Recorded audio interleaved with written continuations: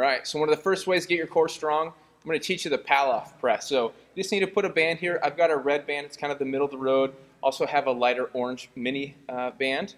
But what you can do with this red band is you're just going to stand out, and I'm just going to press this away. So I'm going to be resisting the motion of it pulling me back towards the rig. So I'm just going to start here at my belly button. I'm going to press out. I'm going to give a nice exhale. One of the things to note is my feet position. So I want to make sure that I'm not having a nice stable base. It's going to make it easier. You want to resist that motion and get the stability through the core. So just stand about hip width apart, and you're going to punch straight out. When you're doing this, you're going to make sure you're not trying to shrug your shoulders up and getting the motion from your shoulders. You want to just press out, breathe, and exhale as much as you can, and then you're going to pull it back in and row it towards your belly button. I like to do about 8 to 10 per side on these. Give them a try. It's the Palla Press.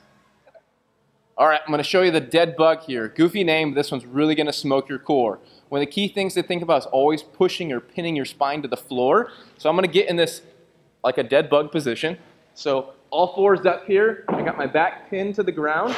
I'm going to release the opposite arm and leg. I should be exhaling really deep. So imagine you have a straw in your mouth and you're just pushing all the air out of your stomach.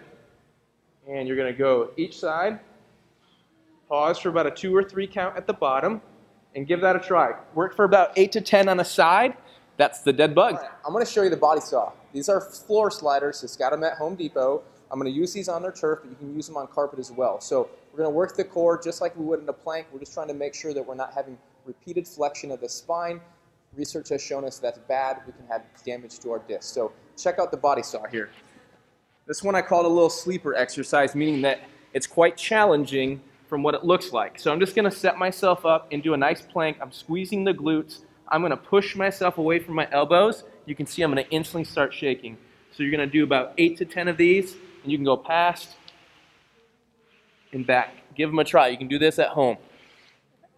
All right, so I'm going to show you the bear crawl. If you've been to our boot camps here at GoTimeTraining, you've inevitably done these. So one of the things that we see with the bear crawl sometimes as you're crawling is you see a lot of swaying of the hips side to side. So we want to work core stability here. So give this one a try. It's called the stationary bear crawl. And like it says, we're not going anywhere.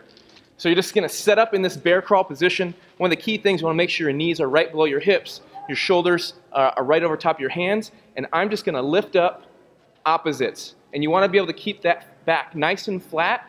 And you want to think about using your hips here and not using your back. Give it a try. It's called the stationary bear crawl. I promise you, you're going to feel this one the next day.